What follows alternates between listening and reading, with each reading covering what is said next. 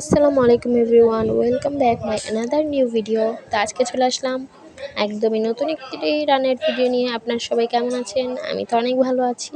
তো এই যে প্রথমে রুই মাছ ভেজে নিচ্ছি, একদম 2 সেকেন্ডের ভিতরেই দেখুন কতগুলো মাছ ভেজে নিচ্ছি। আপনারা কি আমার মতো মাছ ভাজতে পারেন? পারলে অবশ্যই কমেন্ট করে জানাবেন। এই যে মাছগুলো ভালো করে হলুদ মরিচ মেখে তারপর ভেজে নিচ্ছি।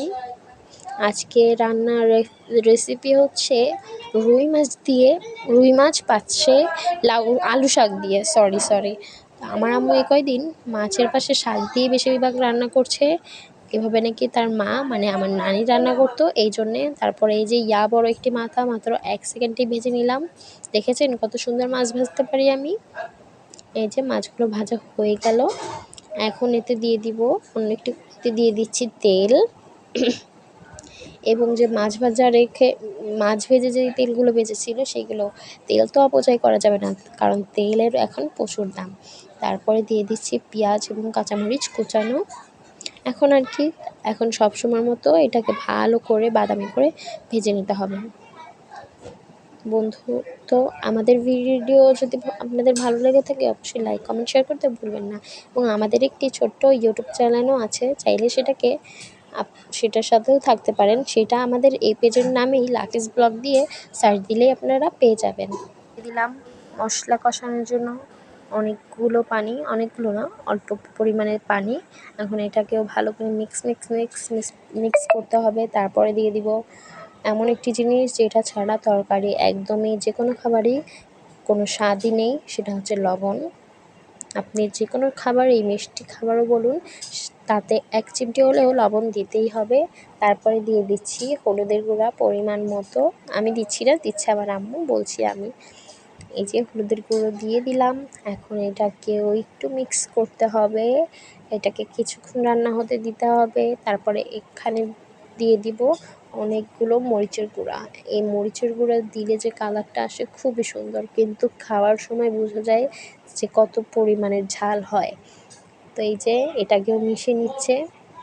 এই যে দেখুন, এই মশলাটা যখন ফুটে ওঠে তখন দেখতে কিন্তু খুবই স্যাটিসফাইং লাগে। এই যে মশলাটা কষতে কষতে কত দারুণ একটা কালার হয়ে এসেছে। তারপরে আমরা দিয়ে দিচ্ছি গরম পানি। এই গরম পানিগুলোকে কিছুক্ষণ একটু সিদ্ধ করে গরম পানিগুলোকে এখন আমরা ছেড়ে তারপরে ঢাকনা দিয়ে বলক আসার জন্য রেখে দিব।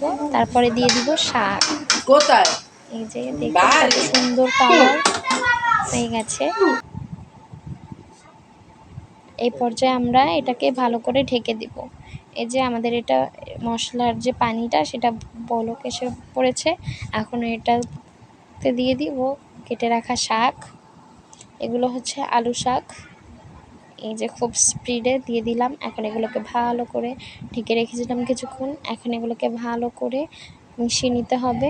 তারপরে সেই ভেজে রাখা মাছগুলো উপর দিয়ে দিব। এই যে এখন আমরা এখানে করব বটবটি ভাজি আলু দিয়ে। এখানে বেশ কিছুখানি অনেকগুলি মাছ নিয়ে পেঁয়াজ কাঁচামরিচ দিয়ে দিলাম, তারপরে দিয়ে দিলাম তেল। এখন এটাকে ভালো করে মিশিয়ে নিতে হবে। তারপরে দিয়ে দিব হলুদ এবং মরিচের গুঁড়া। এখন দিয়ে দিচ্ছি সিদ্ধ করে রাখা বটবটি এবং আলু কুচি। এই বটবটিগুলো অনেকদিন আগে আম্মু সিদ্ধ করে ডিপ ফ্রিজিং করে রেখেছিল। এভাবে চাইলে আপনারাও করে রাখতে পারেন। যে তারপর ঢেকে রেখেছিল 5 মিনিটের মতো, আবারও কিছুক্ষণ নেড়ে নিল, আবার ঢেকে নিল। এবার সিদ্ধ হলেই হয়ে যাবে। তো বন্ধুরা, আমার ভিডিওটি কেমন লাগলো অবশ্যই কমেন্ট করে জানাবেন, এবং ভিডিওটি ভালো লাগলে লাইক দিতে ভুলবেন না। আল্লাহ হাফেজ, আজকের মতন এই পর্যন্তই।